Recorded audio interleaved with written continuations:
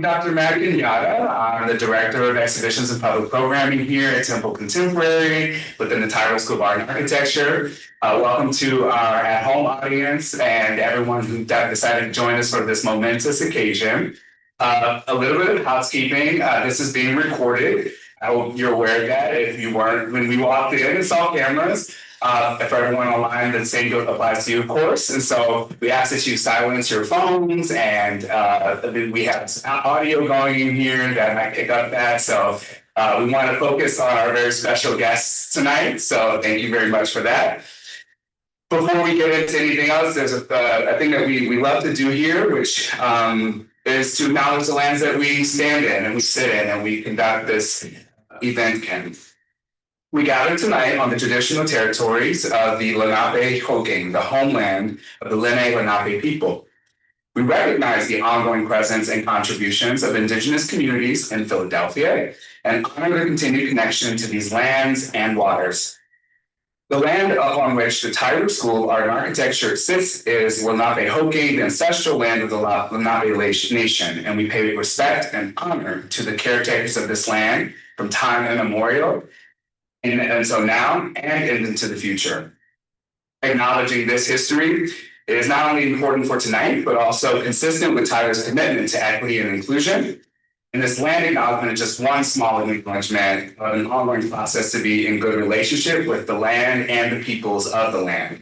And so we would urge you to join us in continuing and growing that relationship. So that being said, again, welcome to Temple Contemporary. We are a beacon for art, architecture, and community imagination. And as we celebrate tonight's milestone moment in the inaugural artist residency, the Edgar Heap of Birds Family Endowed Residency, with this exhibition, Navigating New Places, which I had the honor of curating with the artist, I think this is the perfect way to kick off this momentous era here at the Tyler School. And without saying too much about what we're about to talk about tonight, I want to say I'm very proud that we're able to host this talk with our esteemed guests. And this is an amazing way to mark this space being activated in this way. So I'm deeply grateful for Norman and his generosity throughout his time with us and for coming back for this. And I wouldn't be able to do full justice to his background, so I'm going to turn it to the Dean of the Tyler School of Art and Architecture, the Professor of Art History, Dr. Susan Kahn, who will bestow further honor and background on our special guest tonight. So help me welcome Dr. Susan Kahn.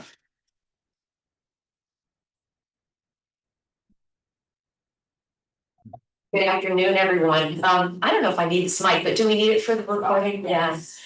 As Matt said, I'm Susan Kahn. I'm the Dean of the Tyler School of Art and Architecture, and I'm thrilled to see you all here this afternoon.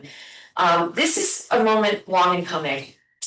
About 2.5 years ago, Edgar Heap of Birds, who earned his MFA from Tyler in 1979, called me up to offer Tyler a gift.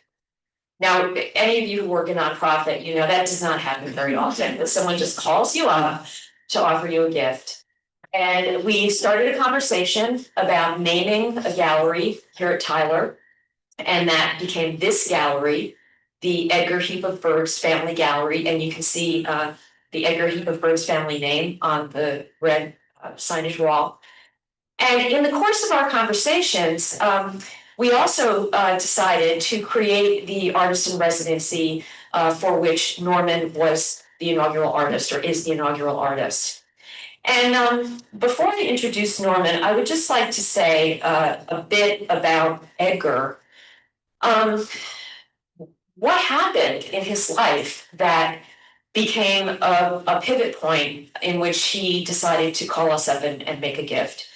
Well, I've known Edgar's work for quite a while, for a few decades, as many of you may have, and I had a great deal of respect for it. But I also knew that, you know, the art market has its trends, and he wasn't a big marquee name. And then suddenly he was. He was on the cover of Art in America. He had an amazing show at MoMA PS1. And the momentum started to build. It was just a confluence of forces that began to build around his work, which was long deserved of that degree of recognition. And he began to sell for prices that were higher, I guess, than previously. And what he began to do right away was to give the money away, because that's what he's like. So that's how the Edgar Heap of Birds Family Gallery came to be. The artist in residency has a specific purpose. It has a mission. The residency program is designed to support artists whose work is primarily focused on the history and lived experiences of North American federally recognized tribal citizens, to highlight artists who exemplify the art and activism of Edgar himself in bringing attention to the lives, struggles, and triumphs of Native Americans. So we're absolutely delighted to share this moment with you, this moment of coming to fruition of ideas that were only envisioned until now. I would also like to extend my appreciation to Sandy Cadwallader, who has stepped in to contribute to this program and make all of that we're doing here possible. We're deeply grateful for her support. So, Norman Akers, the inaugural Edgar Heap of Birds Family Artist in Residence, was selected based on a call for proposals that attracted dozens of artists from North America and beyond, actually. We were thrilled to invite Norman to set up his studio here in our painting program for 5 months from January through May 2025 to make work and interact with our students, faculty, staff, and visitors to our school. And I would like to extend a thanks at this moment to Mark Thomas Gibson, who at that time was the program head of our painting program, who facilitated Norman's exchanges with our students and made him feel absolutely welcome. Thank you, Mark. Norman is a member of the Osage Nation, who currently teaches painting in the Department of Visual Art at the University of Kansas. As you can see, he's known for his landscape works that incorporate cultural, historical, and contemporary representations of Native American life. Over the course of the semester that he was here, he engaged deeply with our students, and he made these 6 amazing paintings. Also included in this exhibition, I'd like to mention, are some previous works that are prints that are behind you. With that, I'm just going to turn it over to Norman, who is going to talk with you about his work, about his art, and about what this experience has meant to him. So thank you.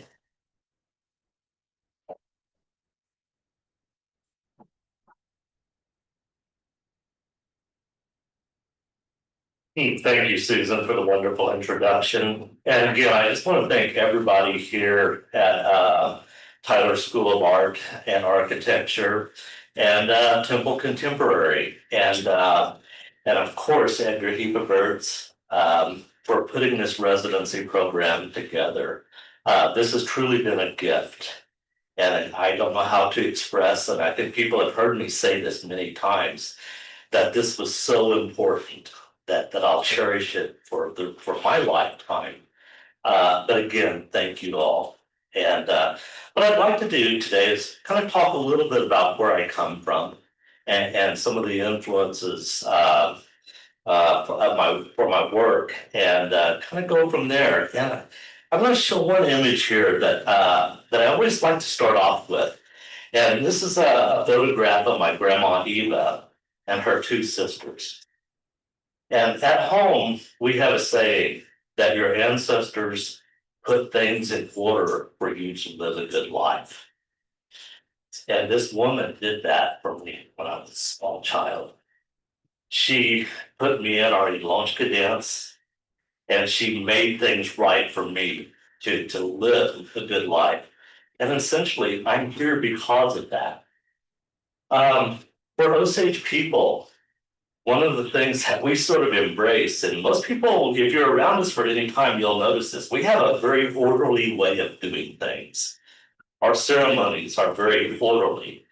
Within our Yalonshka, what we find is that young children who are growing up in that society, they learn a certain way to interact with people. And it's all based on this order, this respect for others, and also the world that we live in. And what I've found is that that's been, such an important element, for me in my life. I also want to kind of move on to another influence here. Let's see.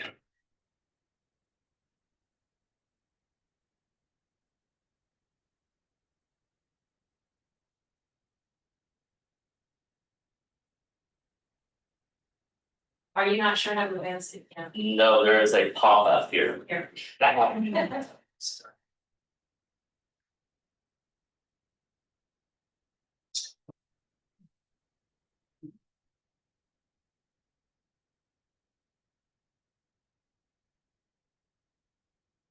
Okay. So anyway, this is also an image from home, and home has been, an important part of my life. And the Osage, we currently live in northeastern, north central Oklahoma, and what we call the southern tip of the tall grass prairie and the Flint Hills. And in this image that you see, you sort of see this kind of empty space, and it's almost a romanticized image in many ways, that there's an absence of people here. But if you look at it, what you see is that there's this emphasis on sky and earth. And for Osage people, we have three divisions. We have sky and earth and water.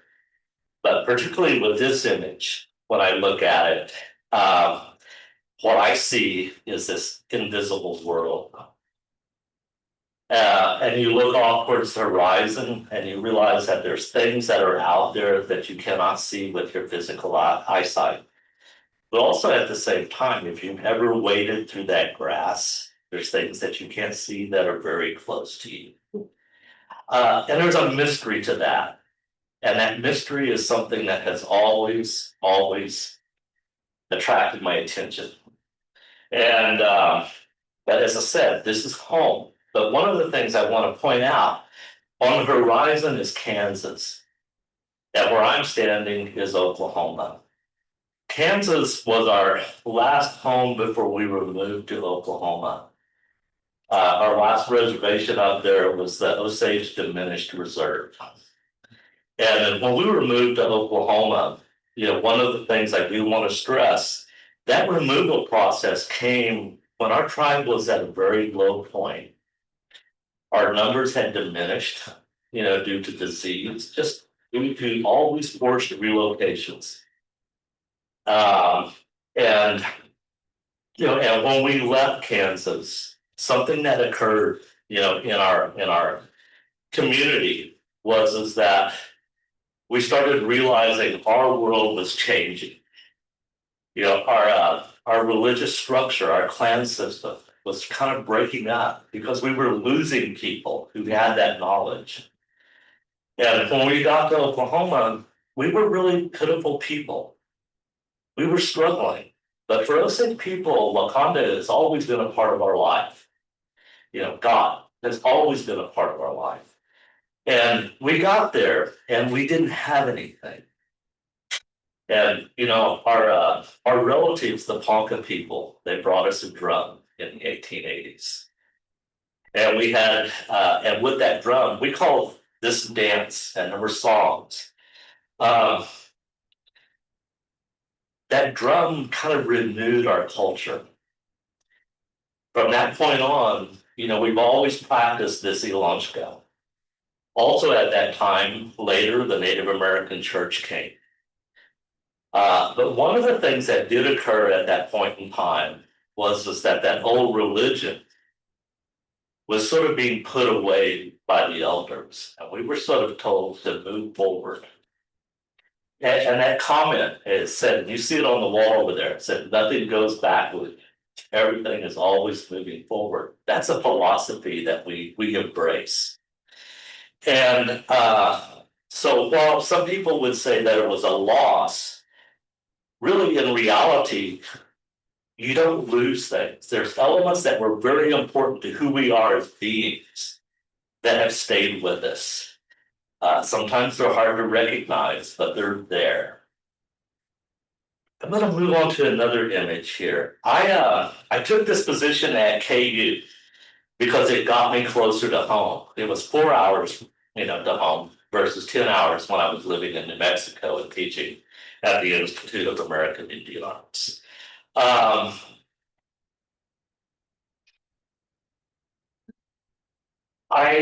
As a person, my commitment to my community is important. I drive home all the time.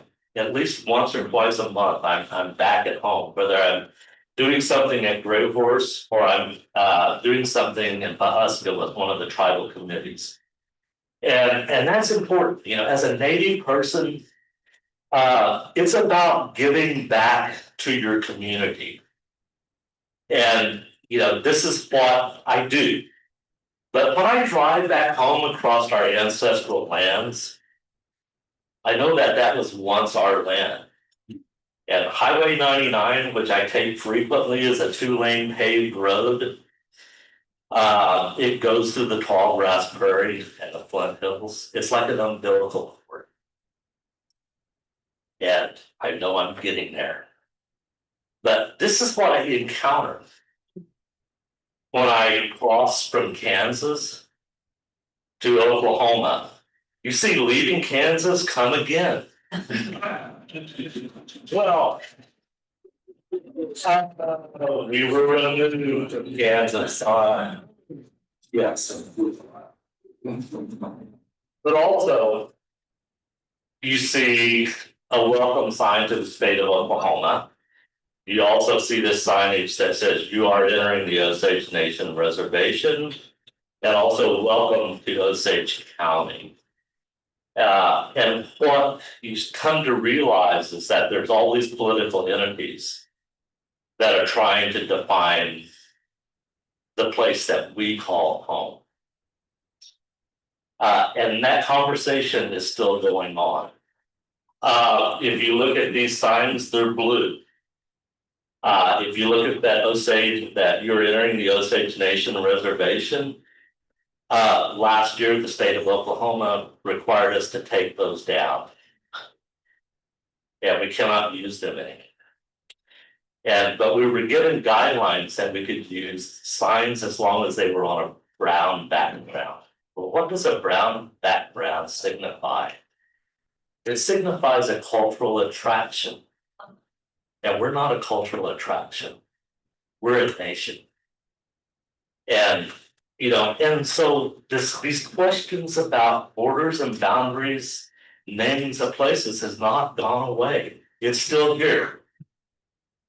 This is, I'm going to show you a little bit of the history. That image that you see on the right there, that's our traditional homelands. That was our lands at the point of contact when the French missionaries came down into Missouri. And you see that kind of wide expanse of land. Missouri, kind of southeast Kansas, northeast Oklahoma. You see part of Arkansas. And we controlled that land for many years until around 1810. And then we started slowly through a series of land treaties and cessions that we ended up at a place in Oklahoma. And this map here that you see, the Osage Indian Reservation, 1990. And first I'm going to go back. When I was a little kid, I collected maps, and everybody knew that. And they would bring me maps from faraway places, and I would unfold them on the floor. I would look at them, and I would imagine places. I never thought I would get out of this little. And so it was a point of departure for me where I could create a world. That disappeared. I forgot about thinking about that until around this time when I started going, oh yeah, that's a part of my history. But anyway, the other map that you're looking at, it comes from a Rand McNally map. And it says Osage Indian Reservation. I usually will pick up these Rand McNally atlases. At one time it said Osage Nation, then it says Osage Tribe. And over the years, I've realized that's changed. I'll tell you something right now. Any map that's produced by the state of Oklahoma will not acknowledge us as a reservation. However, if you get on your phone and you look at Google and you look at Oklahoma, Google says we're a reservation. And if you look at eastern Oklahoma, you see the acknowledgement of Indian land. And also using our own orthography, our own language as a part of that. But these maps, you know what they are documents of colonialism. Over our land, we see a network of roads.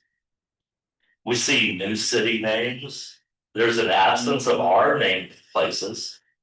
And, you know, that's what that is. It's just simply a document of colonialism. You know, cartographers have done more to sort of damage to the notion of what is Indian land. Cartographers have mapped us away from our original lands in many cases, and they kind of confined us to these little places. So anyway, I'm going to move on to this image here.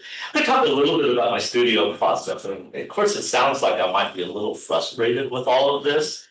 There's nothing better than having an inflatable globe that you can deflate and then restructure the world to your liking. And basically, that's what this is. You know, I can push South America against North America, and Europe can kind of be on the backside of things, sort of invisible. And so I do want to share a little bit about my process, because I'm not a person who makes a drawing and then makes a painting of that drawing. How I approach making work is it deals a lot with collage, and I'm piecing things together from a lot of different sources. I'm also a little bit of a loot. I tend to reject technology. And so when I got my cell phone, I started taking pictures of this crushed globe. And I started messing around with Photoshop. And so these images, what you're getting is like this, and you see this overlay of our land. You see this overlay of the globe. You see North America, South America, and that. So these maps that I'm creating are essentially making you as viewers reconsider all of these borders and boundaries. For Indigenous people, we didn't have those. You know, our borders and boundaries, in a sense, were really about taking care of our own people.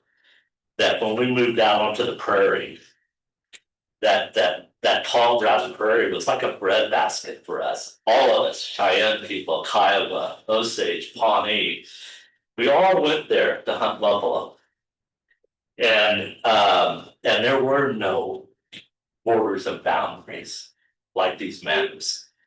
I am going to slip into another slide here that talks a little bit more about my process. And I couldn't resist this, because being here at Tyler, I have to admit, I stood outside of the glass blowing studio, and I just watched. And I used to blow glass when I was at the University of Illinois. And the image that you're seeing there, you're starting to see these symbols, like that archetype for a human being, the spiral. And it's all encased in glass. And the beauty about that was I could pick up that form, and I could hold it, and I could move it around. And it was like time was encased in that glass. And also one of my other activities is I do a lot of printmaking. And in the print that you see next to it, you start to see all of these sort of symbols and images. And let me clarify, so much of my work over the years is always drawn from a range of symbols that I've worked with. But what I found is that when I was doing the model prints, I was never happy with that first impression. That the ink that was left over on that plate, that residue, spoke to me. And it acknowledged the presence of something And I would start to cut out these stencils and I would ink them up. And when I would drop them onto that paper, we would run it through the press again. And that image all of a sudden was exciting to me.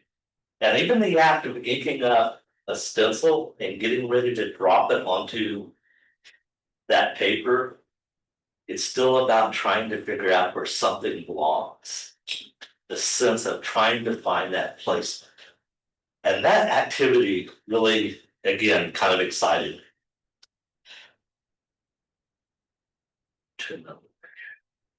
As I had mentioned a little bit earlier, when we were moved down from Kansas, a lot of our ways were in limbo and some things were put away. When I was in graduate school, I came across this image, this diagram of our creation story. And I looked at it and I knew I was related to it, but that story was not what was taught to me. I could remember going to mass with Grandma Eva, and she took me to my very first Native American church meeting when I was small. But we never had any discussion. She passed probably too soon before we had a discussion about our creations. But when I looked at that diagram, I went, oh, if she was looking at that, my father was looking at it, and as I look at it, and when my nieces and nephews look at that, we're going to know that we're related to it. But we're going to see it differently due to the context of our time. And that's something that I wanted to make a painting of it. And this is what I came up with. It was called Collision of Heavenly Structures. I'm not a super Indian. I don't know everything. Culture is a lifelong study. There's people who come into your life at various times and they teach you. We always say, your family teaches you first. And anyway, I wanted to make this painting and I didn't feel right to just kind of say I knew all of this. So this painting is very much about conflict and trying to sort out, in a sense, who I am and how I'm relating to the world that I'm living in.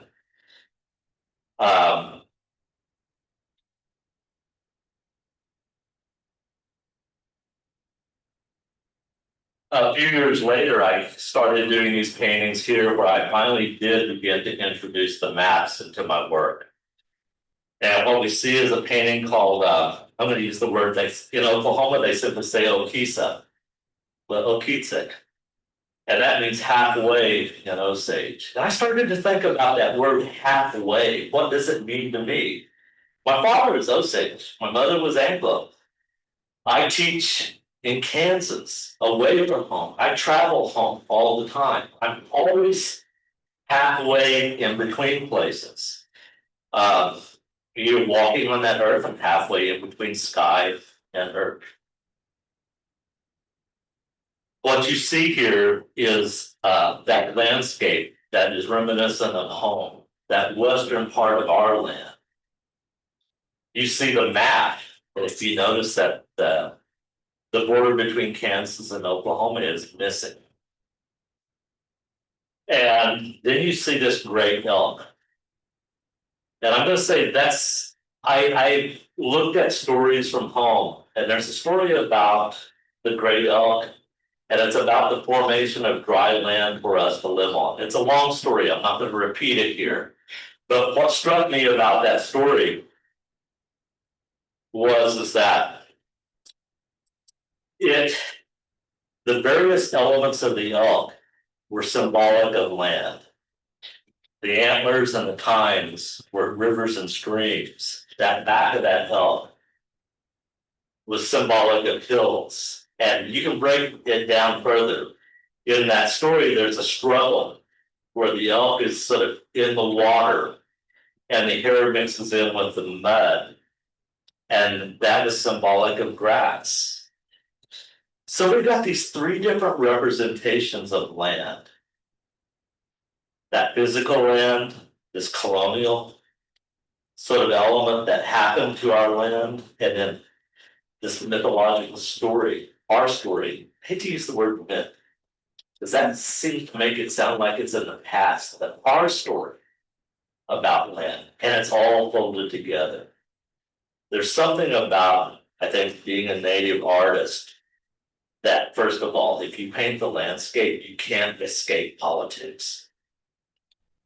Everything you do is politicized. But there's a joy in having the ability to express land on your terms. And that's what this painting did for me. Then I came to Philadelphia. And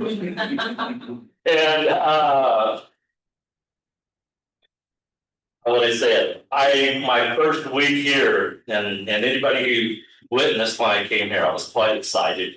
I was ready to move in and just get started. But I had a few days that I had to kind of slow down a bit.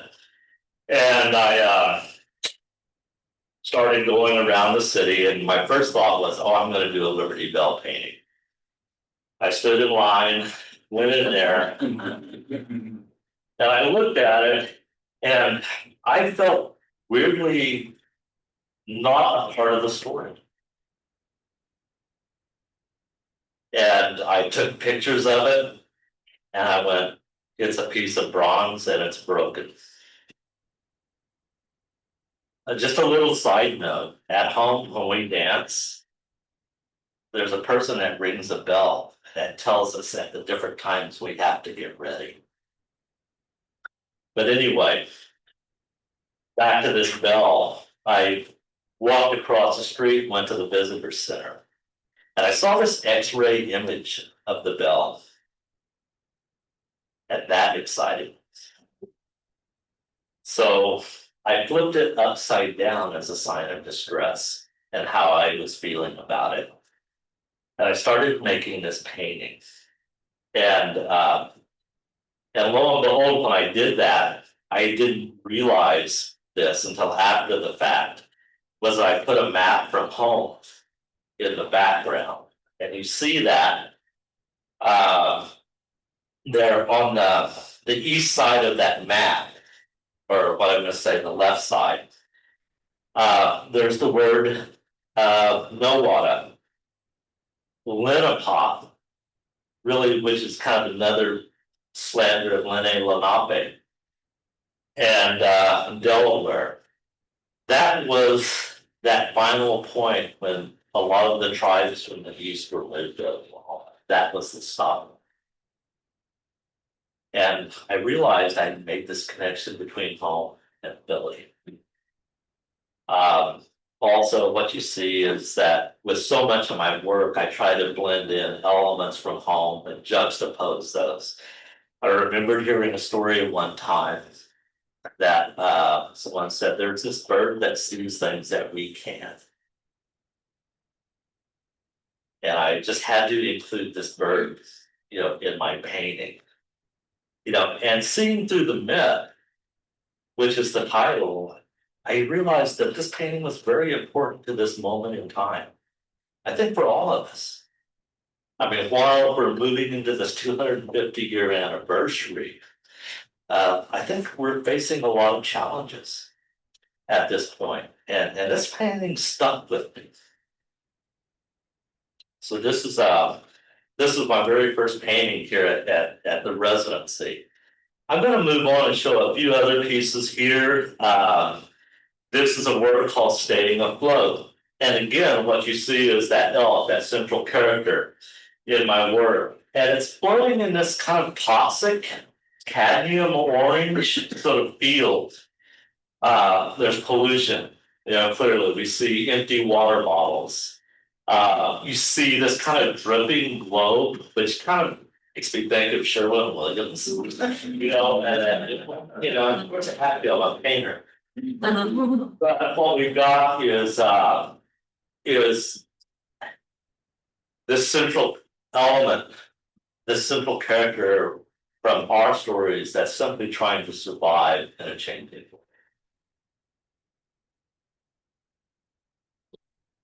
world. to show a few more pieces. This is a piece here too. Again, you start to see the elk is flipped upside down. I use a lot of historical figures in flying saucers. And one of the things I'll sort of say about that is, and you see this also in my print work, is that I started thinking about this notion of why people immigrate, why people migrate. On a very human level, we all do this because we're trying to take care of our families. I mean, people from Europe, they came to the Americas, and yes, they took over our land.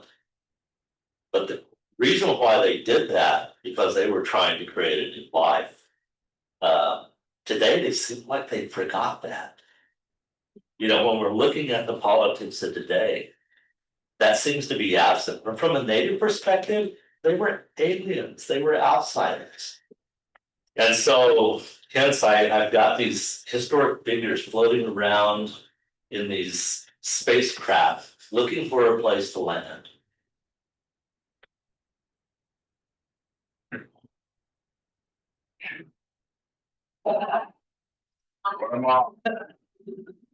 Oh, I've got another story about that. Anyway, here's another piece that you see with that. One of the things I'll sort of say about my painting, someone asked me, they said, how come you paint landscapes that are vertical instead of horizontal, especially when you show that first image? And I like to always think about the notion of this sky and earth, this type of movement is how I relate to the world that we're living in. While this is a part of my physical world, I'm always thinking this vertical. And again, you start to see this residency gave me an opportunity to fully engage in painting, that I could kind of live in these worlds, and that's what painters have to do. I mean, I would paint 8 to 10 hours a day, and I would go home and I would take pictures. And I would look at those paintings while I was eating dinner and strategize what I was going to do the next morning so that when I got into the studio, I wasn't wasting time. And that's such a gift. And yeah, just thankful. Got one more image here that I'm going to show. And this is a piece called Witness. And something that I'll sort of say is that part of making paintings is about getting to a place that you don't know. You know, that invisible world that I spoke about, when I can't see what's happening in a painting, it feels good. Because what that means is that there's new information that's coming up. And it's giving me an opportunity to kind of redefine things. And somewhere in this painting, I started kind of feeling that. But also, the elk is sort of looking back at you, you know, and questioning this sort of world that we're living in today. Anyway, this is just a few little things that I sort of experienced while I was here, and a little bit of history about my work. And I think I could probably stop here at this point. Yeah, I could probably stop at that point.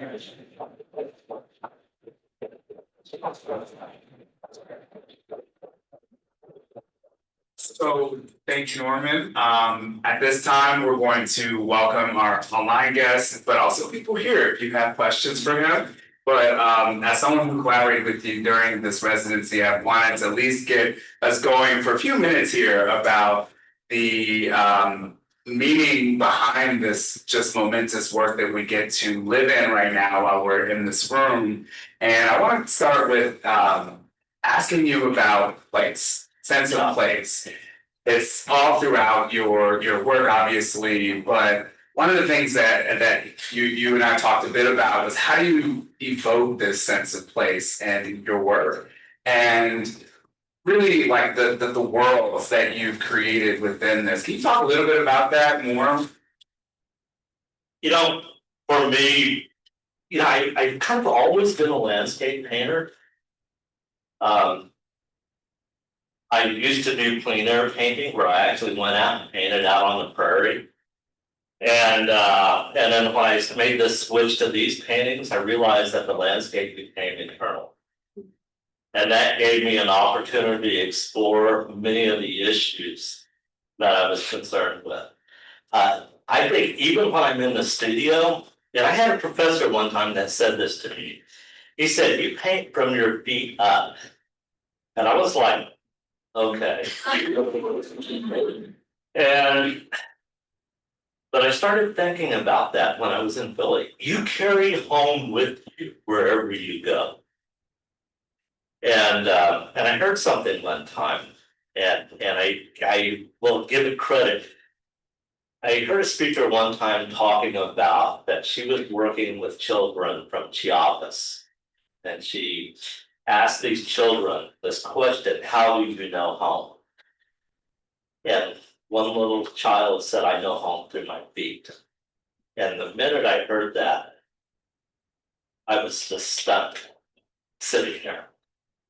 And my memory back is, stepping off of the porch at our house at Rivers, walking down this gravel road, walking across this paved road, walking towards the arbor and stepping into the arbor. I can retract how the earth felt. And then I went, and I know what it felt like 30 years ago.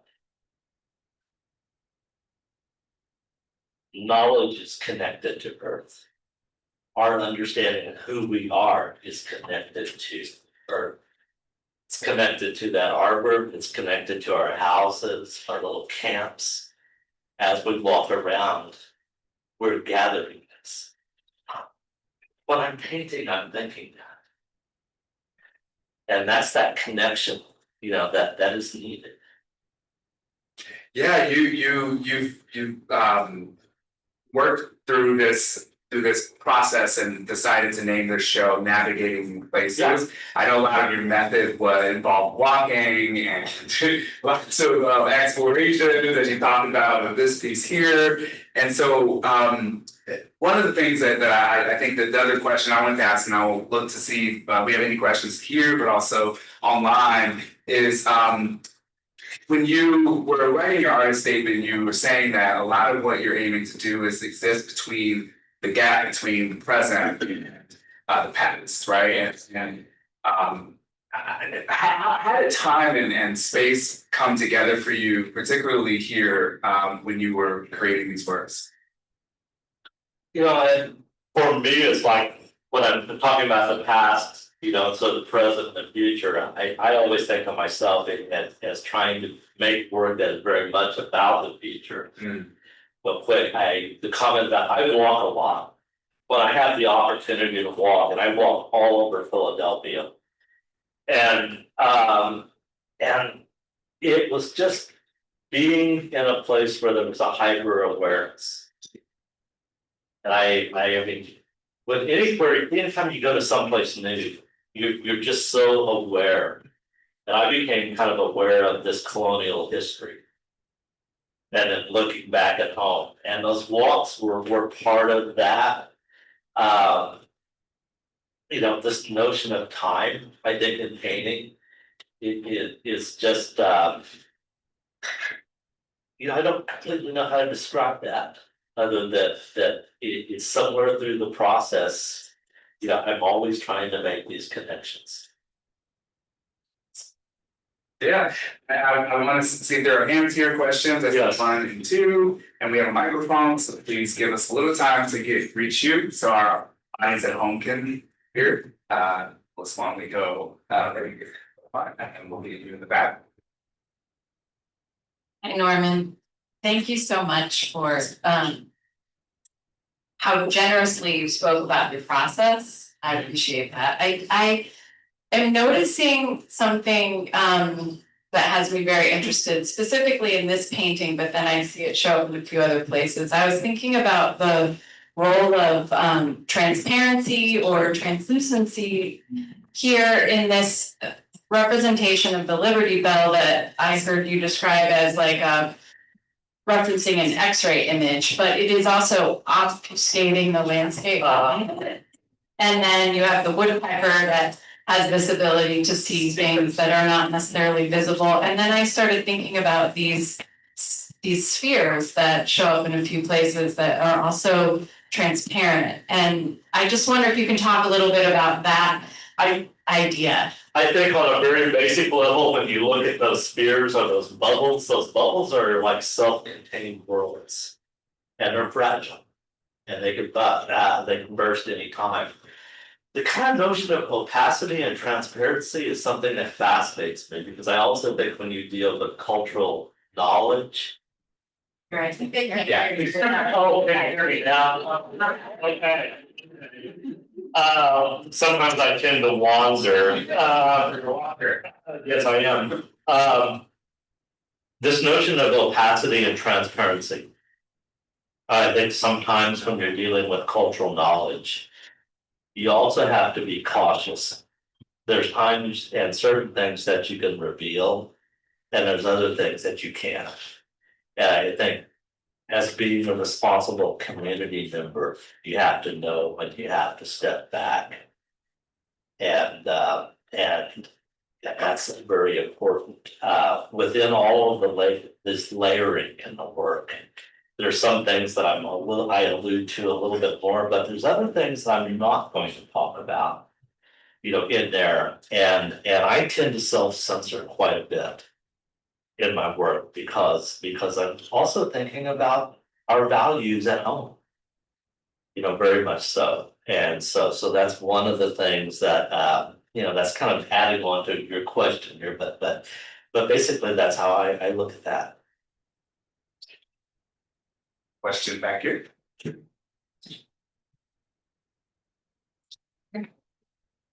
So you reference Sherwin-Williams, and also this made me think of my former thoughts about when I was looking at Sherwin-Williams' motto, "Cover the Earth," and that made me think about the scene in the Phineas and Ferb theme song where they're painting a continent. And I was like, what would it be like if suddenly some dude somewhere decided they were going to paint the whole continent? And I was like, what would it feel like to live on a painted continent? But if you think about it, this earth, this ground, it's colored, it's pigment in many ways. One of the things I'll sort of say that happened too out of this residency was that image of the dripping earth, the image of the Liberty Bell, of that backhoe. I found new symbols and images to work with. I was speaking to Edgar a little bit earlier, and I made a comment. I said, I'm at a place now. This residency made this happen. I've got more stuff on my plate that I could ever paint, which means that for the next 10, hopefully 15 years, that I'm going to be completely engaged in new conversations. That this history that I have with my painting will go further. And what better gift can you have? There's one more question there. We have time. There's one back there. I think we have time for 2 more questions. How much time do we have? It's 3-4 Okay, it's cool. So we have time for 2 questions, and then we will transition a little bit. Go ahead, Brian. Thank you so much for coming and sharing this work with us. I was so drawn to these to the way you present the land in these 3 different ways, through the map, through the physical landscape, and through the great elk. And in your paintings, I can't help but also think of the way that different people see the land as a resource. And particularly in your work, I see so many in these symbols, you bring the idea of the land and the history of the colonial history of extraction of the land as a natural resource. And thinking back in the windmills and the construction equipment, but also in maybe this slickness and this orangeness being assigned to oil. And I know how the history of oil in the United States is so tied to the Osage Nation as well. So I was wondering if you could talk a little bit about how you see these paintings interacting with those histories and the idea of the land as a resource. It's interesting because there is an irony with this because Osages benefited from oil. I mean, when we were moved from Kansas to Oklahoma, oil was discovered. And our tribe was a little bit different than other tribes. We were the last tribe in Oklahoma to go through allotment. And in that process, our leaders kept the mineral rights. And so we benefited from that. So it's, it is a challenge. I've thought about this, painting about environmental issues and realizing that, oh yes, we are kind of complicit. And as I said, yeah, in that. One of the things that, I've sort of said too, is like I go home and the reality is that when I go home, I see a damaged land. I see a land that's been hurt through history, through exploitation of oil and resources. But I can overlook that because it's home and it's still beautiful to me.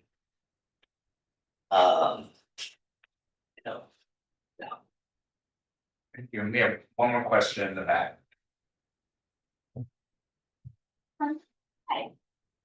Hi. Thank you for this great talk. One question. So We'll speak up a little bit more. Yeah. and in most of your paintings, you talk about like the land thing, but you never talk about the deer. Like why the deer of all animals? Like why did the deer to join the paintings? Why? Yeah. Because they come from stories from home. What's interesting is that so many of my symbols have all these multiple meanings. All that elk references that story from home. Elk used to be indigenous to Missouri, where we lived, and they were slowly pushed out. You hear about, I think it's southern Oklahoma, they have that elk, there's a reserve where they keep elk. I call it reserve, reservation, these things, animals being kept. The birds that I use. I'll just share that as a child, I used to stand out in the yard and I watched birds all the time. And birds fascinated me because they could navigate a space that I couldn't. There was an up and down, they flew around, and I just imagined those spaces. But also birds migrate. They move from one place to another. And there's also a sacred element to them for us as Native people. And so the animals that I'm working with, have that kind of relationship to who I am and our people. So I want to first invite everyone to give Norman a round of applause.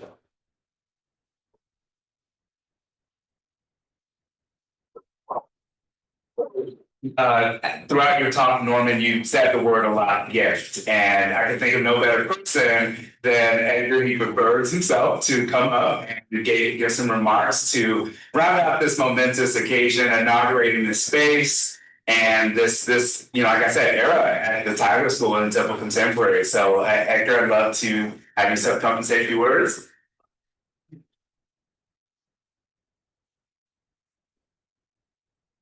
Well, thanks for the opportunity to speak, and I'm really proud of Norman and what he's offered to us here. And I really feel like, well, this is like beyond my dream as to what this could be, And I also wanted to add that I really appreciate the stewardship of the dean here, and the director, hosting Norman and the students and the faculty, that welcomed him, Well, when I was walking home from Tyler up at Allen's Park, and I caught the train, set the train or something to get downtown. I had a studio down here too, and I was in the snow, and I heard some crunching behind me, and a fellow student was me, and he was knocking on me. He just walked by. And he didn't say hello, or like there were two of us in the snow, and I still remember that moment. It's kind of weird that he didn't know what to say to me, I guess. And I didn't like that. I think we should, correspond to each other no matter who you are. And so what Norman's brought here, what we will be doing in the next, future, will be welcoming Native artists here and introducing them to you and people that are here, and they'll relate to each other and will be enriched by that. And of course, if you have grievances or if you have critical issues with anything in life, you can whine or you can change it. Put something on that, as some of the comedians would say. And I put something on it. And so here we have this program.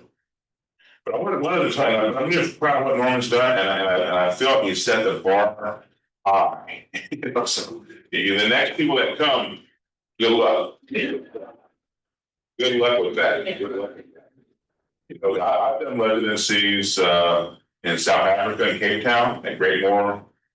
Did a lot of work in Australia and Sydney and Adelaide and Bumali and Tanzania. Also was in Singapore and also Sumatra. So I know what that does for you. I know from experience and taking your family with you and moving to Cape Town and seeing what happens from that. So I knew that's really the real game changer when you pick yourself up and go. And then you have a new world, and you share yours with everybody, And what Norman has at home, that's really, really so valuable. And I knew that. I've known him for 30 years or something. So I've seen him when he was a younger student, Santa Fe and all that. And we created artwork. I don't want to get one of those pieces. I know he does. And you trade when it's not, so it's back at now. But one back here, that so you better get it now. You want something, better get it now, because it can get worse later. And so I've had respect, for his work. But I wanted to just share it with you, and he put me in this space when he gave his talk, and that's where I've been. I just came from Oklahoma a couple of days ago. I live in Oklahoma City. I live like 25 miles from the ceremonial grounds where we have all of our earth renewal, and the elk. I'm a headsman, like three of us, maybe four or so, who are the leaders of the Elk Warrior Society, called Elk Scrapers. And so we control all that, and we met Custer twice. One was at the Washington Massacre, and the last time was that little big one. He didn't go home. He met the Elk Society and the bowstring and the dog soldiers and the Kit Fox. And so we have that. We have that legacy. We have that responsibility. And I wanted to add also your dean here, Susan, knows my daughter, Despa, and she's just been inducted as a sister, and she's 16 years old. So she's a sister within the teepee of the Elk Society and the bowstring. So I'm really proud of that. And that's kind of almost somewhat like a lifelong thing, as long as she's, like a single woman without children and whatnot. So she sits there by the fire. So I'm really proud of that. And then the bird over here, that's I've danced with that bird many, many years. And now I'm an instructor. I've been instructing also in the ceremony for like 20 years or so. So I've got a dancer, and he danced with that bird just a few months ago. So all those things, the point is that they're not like, or like, Norman sort of, that's what that word, mythical, like, they're not, no, they're instruments for an ongoing inquiry and blessing, and that's why you're home. That's why you live where you live, and you're there, to for things, but also receive things. And we have a lot of funerals, a lot of death, and I'll ask everybody here. I guess I hate to say it, but who's going to sing at your funeral? What kind of songs they're going to sing? Who's gonna help you take that trip? And if you got no clue, well, I'm sorry to hear that. Someone needs to be available. And so I'm here to see Norman. I'm here to see your dean and the director and everybody. And I really celebrate this wonderful achievement.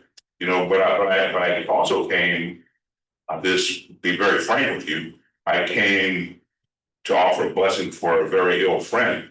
I was at the Delaware Water Gap. I came from there yesterday, and up in the Catskill Mountains. And he's an artist. He's got 2 little kids, and we hope he's still here in a few months.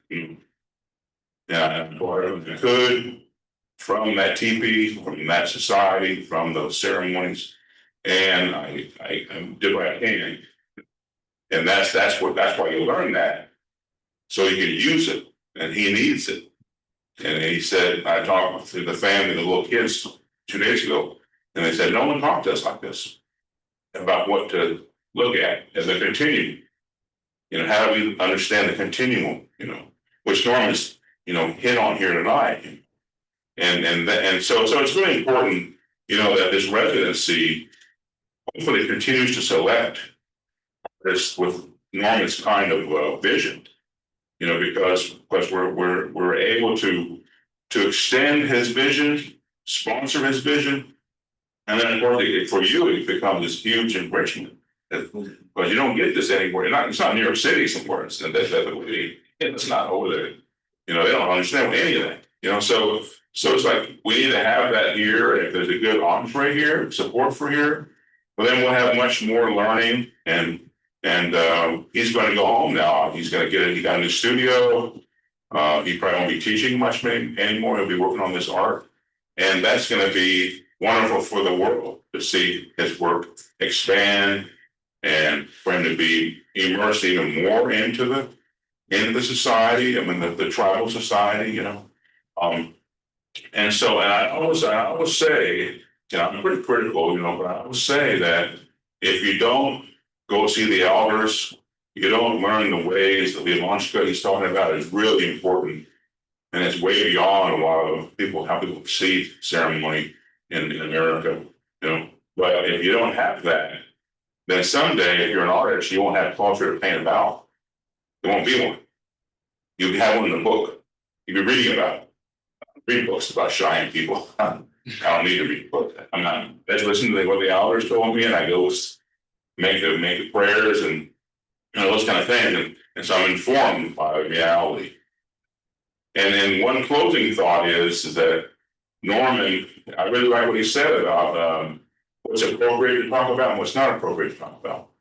And one of the main things about Native artists that are home, and that's how I feel we remain home. I've been home since 1980. People think I live in Brooklyn. No, I don't live. I'm living in LA. I live in Brooklyn. I show in Paris. I show in Sydney, but I've always been in Western Oklahoma. But when you're home and you're working, grandma's going to check you. She's going to check you. If she don't like something, she's going to tell you. She'll tell you in a split second. They'll probably tell you more than you need to be told. See, and that's before it's going to go home.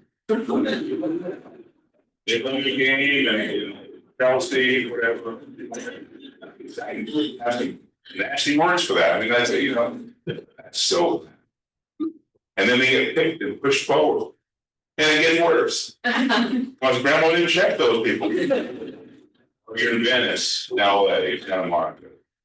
Boy, I can see a lot of it. And it depends about that. It's horrible that they're running And someone thinks that's good or important, and they're not informed. No one's checking, you know. And so why do they? People just do what they do. With kids dance together, and kids drum together. You know, they'd be drumming here right now. You know, we'd have them, like I'm saying, we have someone here to sing for us. You know, they'd ask if we can sing a song for you. You know, you have to go look for them. So that's what's so important about his experience and hopefully my own. You know, that I have a major retrospective. It's called Honor Song. It's on the internet in Oklahoma City, and it's 3 floors of art, maybe 400 pieces of work. You know, and they came and sang for me. That's a Warrior Society, the Chiefs, and they came and sang. I was so proud, you know, very emotional, and they checked me, you know, on my long experience of being. I was scared. I go, they're all coming to town now, but it was good. It's still good, and so I just look forward to this experience being more like this, you know. And I'm thinking there's nothing like this in the planet. I've never seen it like this, you know. And it's not in New York, it's not in LA, it's not in Santa Fe, you know. It's Philadelphia. It's where it's going to be, and we got some more support. We got some collectors, you know, to admit that, and they like me, and I like them a lot, and they're going to fund more of this because we like each other. They know what we do. So there's going to be more of it. I guarantee there'll be more of this, you know. And Norman is going to be on the committee, I believe, to pick the next person, which I think is the home run hit there. He's going to email with everybody. So let's get out of the way. Right.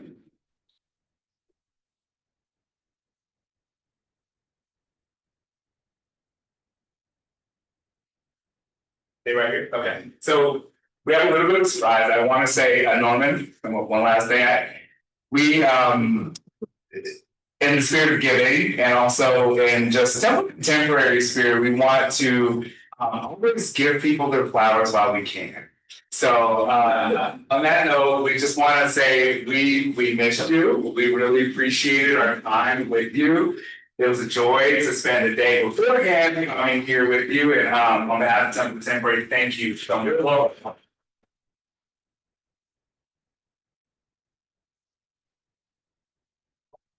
So to everyone at home, thank you for joining us. And everyone here, we are going to ask you to promptly help migrate over to the front. There's a reception that starts around 5, but it should be setting up almost now.